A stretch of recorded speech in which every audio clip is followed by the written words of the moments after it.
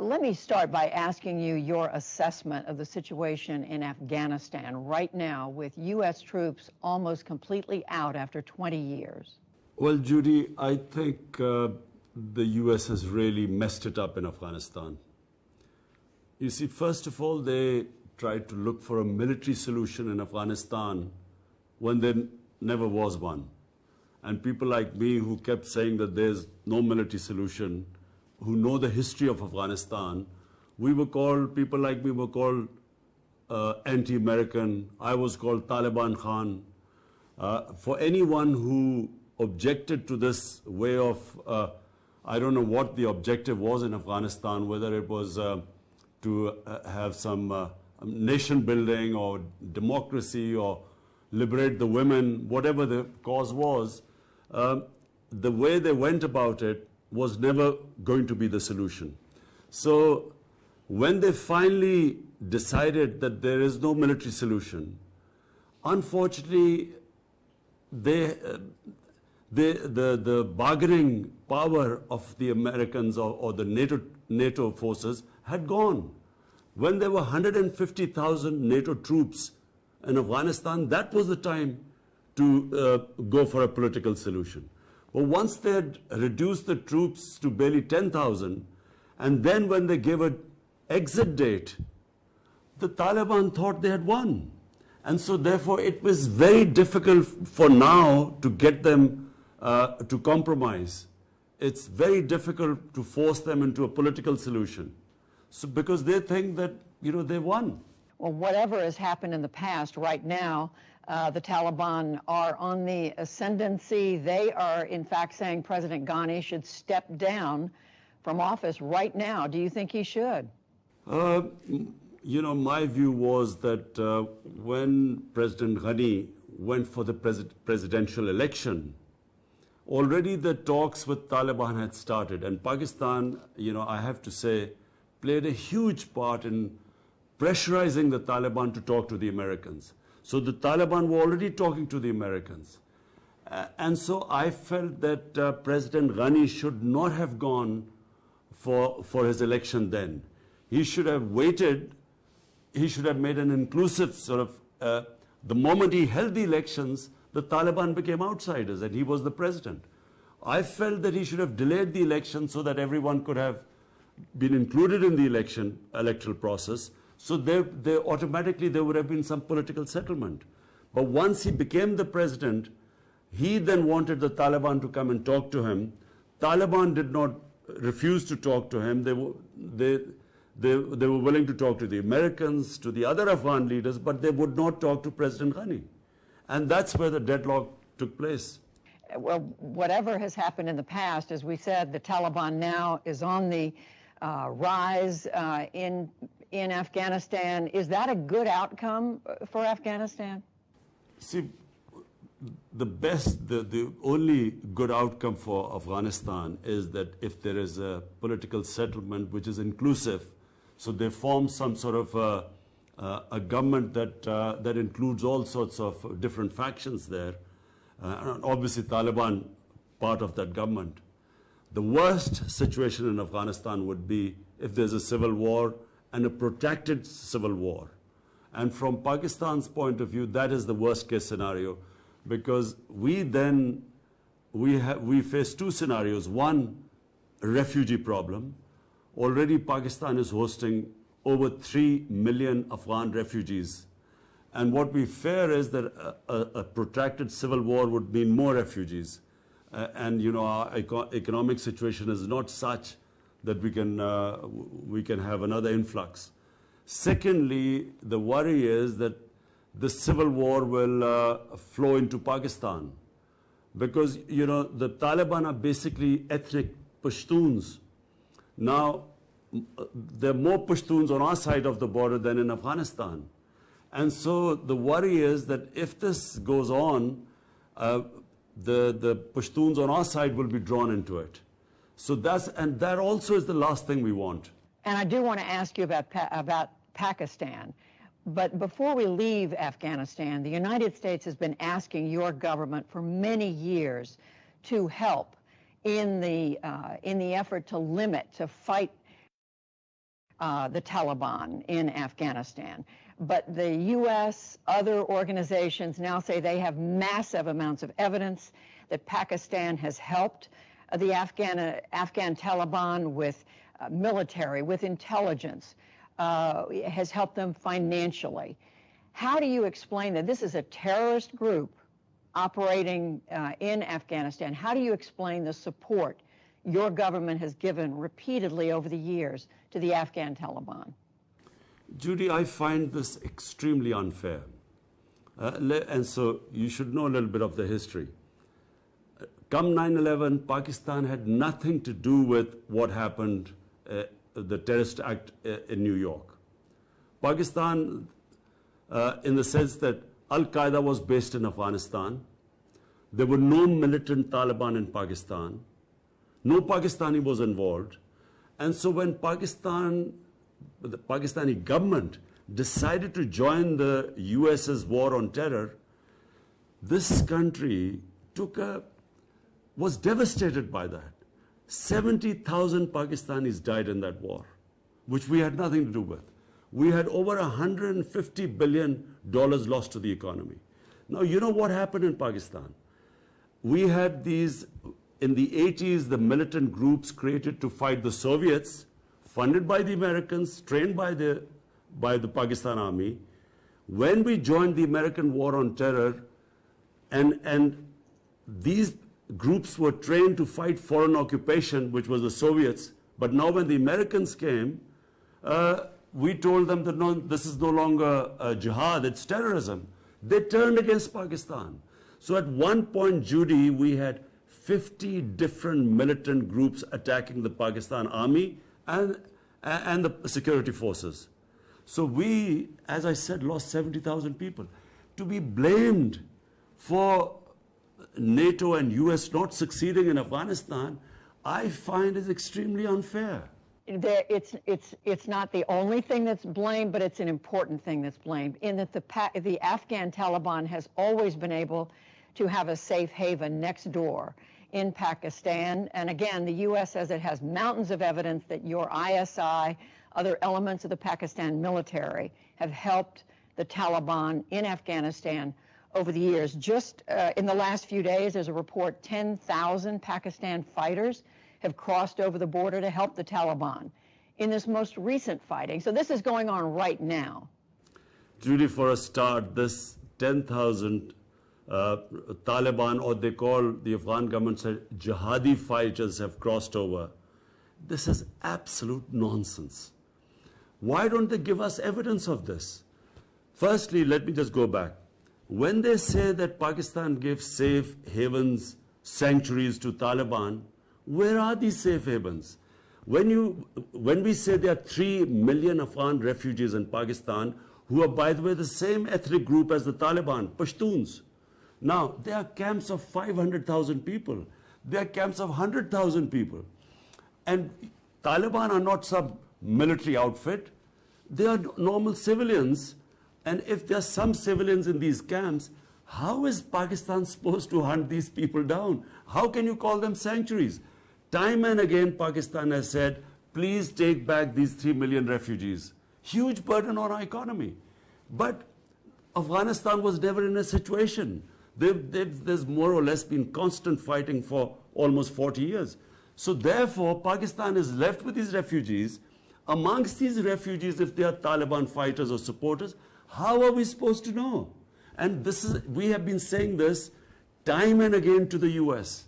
Are you saying there's nothing that Pakistan could be doing to stand up to the Taliban after all these years? And again, the border has become almost porous for Taliban to be able to go back and forth. Let me ask you, Mr. Prime Minister, what relationship do you want now with the United States? You've said under no circumstances would you allow the U.S. to set up the CIA to have any sort of bases in Pakistan to support counterinsurgency.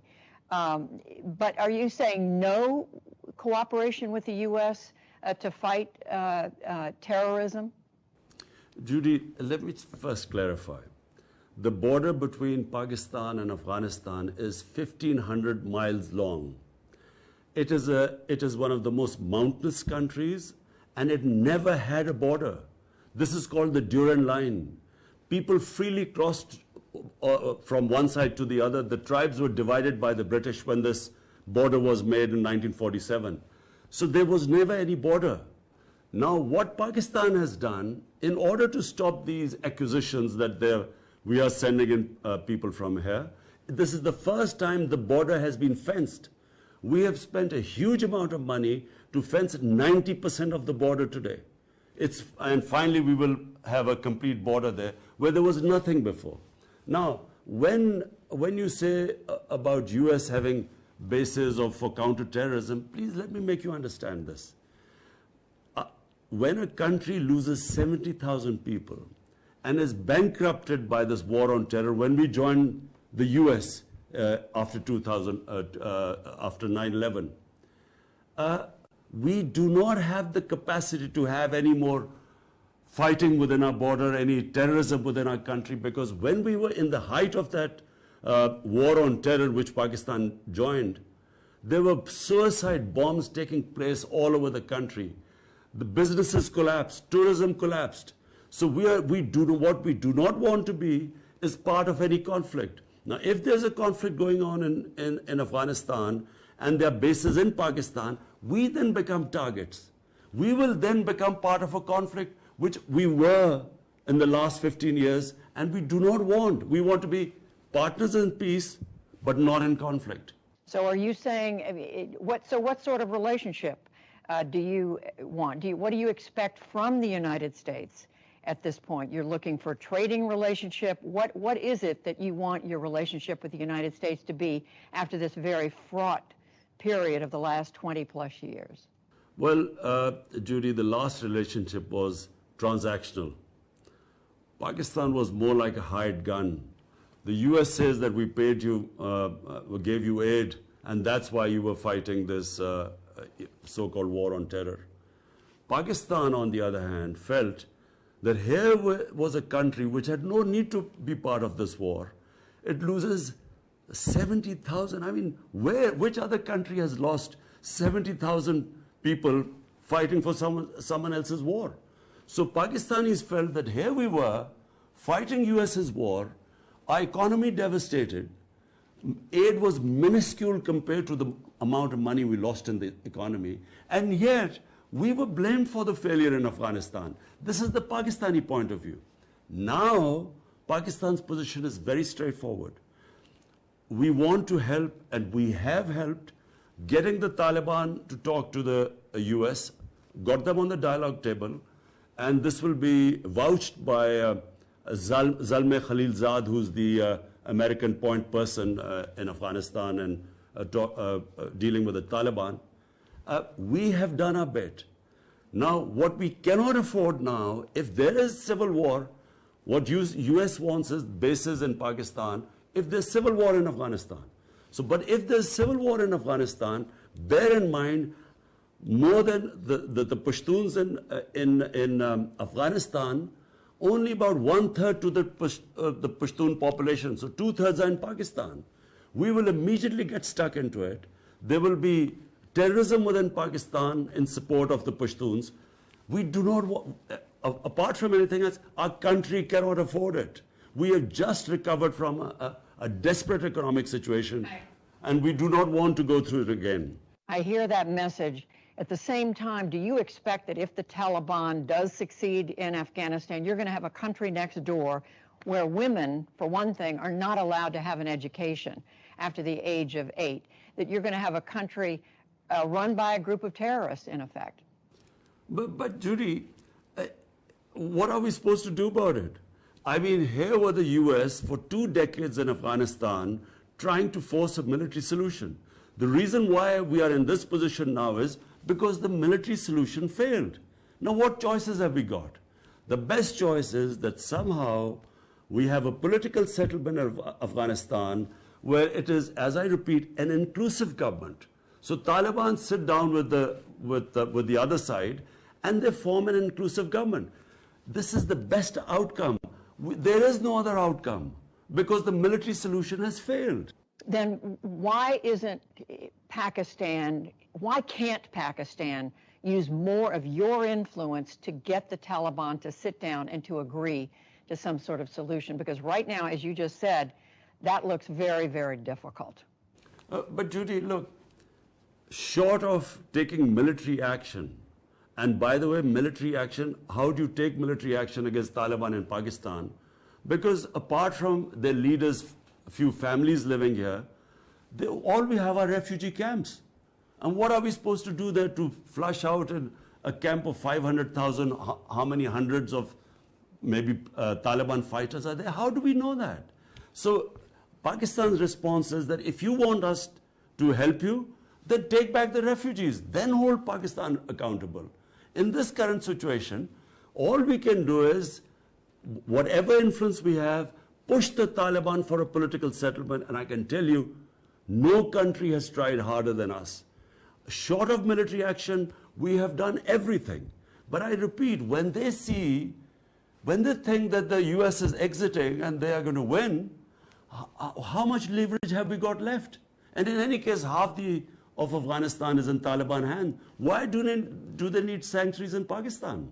Are you prepared to accept Taliban victory next door? You're saying, in essence, there's nothing more Pakistan can do. Absolutely. There is nothing more we can do except push them as much as we can for a political settlement. That's all. But what happens in Afghanistan, we can only pray that the people of Afghanistan decide what government they want. And so we hope that that's what will happen in the end. They'll form some sort of an inclusive government. But that's for people of Afghanistan. As far as Pakistan is concerned, we have done what we can. And if people want us, when they say there's some Taliban crossing over the border, well, we have 3 million refugees here. So if the refugees go across the border, then hold us accountable. Then we will guarantee that no one will go across. But every day there are about 25,000 people who cross the border and come back because of the refugee situation here. Just final question, Mr. Prime Minister. If the Afghan Taliban is successful, that gives more strength even to the Pakistan Taliban. And its leader, Nur Wali Masood, said in the last couple of days, quote, he's firmly hoping to take control of the Pakistani tribal border regions and make them independent. Well, you see, this is the worry, because when Pakistan was facing militancy and terrorism, from 2005 onwards to almost 2015, 10 years, what came into existence was the Pakistan Taliban. And this guy you are mentioning is a Pakistani Taliban. There were the Afghan Talibans, there were the Pakistani. And one of the groups that was attacking the Pakistani security forces was this Tehreek-e-Taliban. And this is exactly what I said. My worry is that if there's a protracted civil war in Afghanistan, we will have this overflowing into our country. And yes, it worries us.